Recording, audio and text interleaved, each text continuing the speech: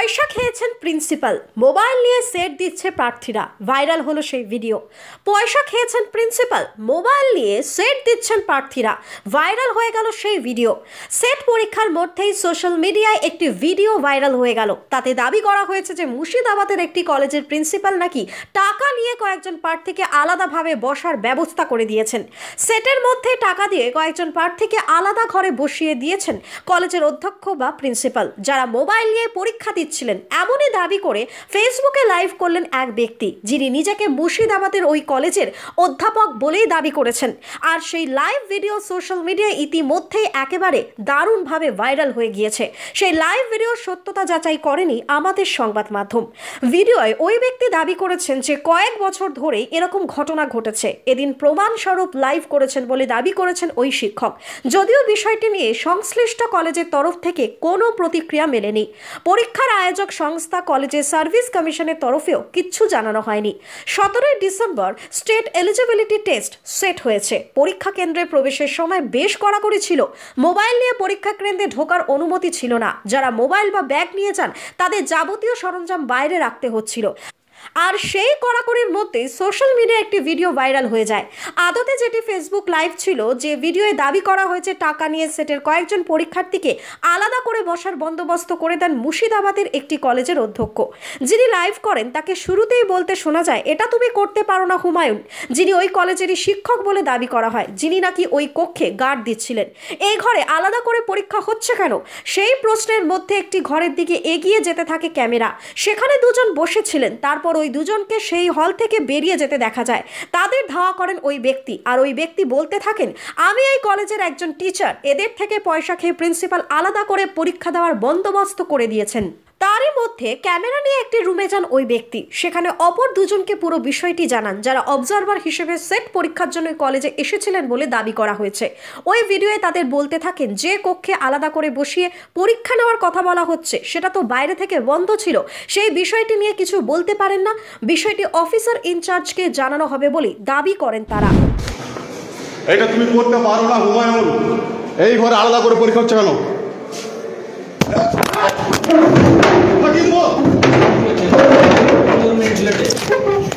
এই ঘরে আলাদা করে পরীক্ষা হচ্ছে কেন? এই ঘরে আলাদা করে পরীক্ষা হচ্ছে কেন? আমি প্রফেসর শহীদুল হাসান কলেজ থেকে বলছি। আমি এই কলেজের একজন টিচার। প্রিন্সিপাল এদের কাছে পয়সা খেয়ে এই রোল নম্বরের খাতা আলাদা করে পরীক্ষা হচ্ছে, আলাদা করে।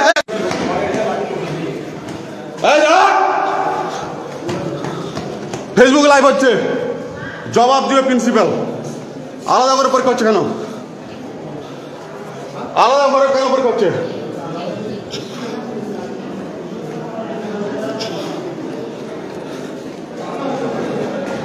কলেজে সেট পরীক্ষাতে প্রিন্সিপাল পয়সা খেয়ে আলাদা করে লোক বসেছে, আলাদা করে। হ্যাঁ স্যার, আপনাদের প্রিন্সিপাল ওই ঘরে দুইজনকে আলাদা বসেছিল কেন? মোবাইল টোবাইল নিয়ে ক্যান্টিনে। এই জবাব কি দেবেন আপনি বলুন? এই রুমে বসেছিল? হ্যাঁ, ক্যান্টিনে। এটা তো আমি দেখিনি, জানি না তো। এটা তো চাবি দেওয়াই ছিল। চাবি দেওয়ার উপর থেকে খোলা ছিল। আমি গিয়ে দেখলাম, পুরোটা ভিডিও আছে, রোল নম্বর সহ। স্যার, আলাদা লোক দিয়ে ওই রুমে দুজন বসেছিল মোবাইল টোবাইল নিয়ে। আমি পুরোটা লাইভ করেছি। এতে যা হয় হবে আমার। শুনুন, কলেজে সবাই শুনুন। আজকে প্রিন্সিপাল কার মতো জানি না, দুইজনকে ওই রুমে আলাদা করে বসিয়ে পরীক্ষা নিয়েছেন, সেট পরীক্ষা, মোবাইল টোবাইল সমস্ত কিছু নিয়ে। আমাদের কলেজের এক টিচার হুমায়ুন রেজা সেই রুমে পার্সোনাল ইনভিজিলেটর হিসাবে ছিলেন। এর জবাব কি দেবেন দেন আপনারা বাইরে থেকে এসেছেন। বাইরে থেকে আমাদের এই কলেজে দুজন স্যার এসেছেন, তারা কি বলবেন? স্যার, আপনি কি বলবেন?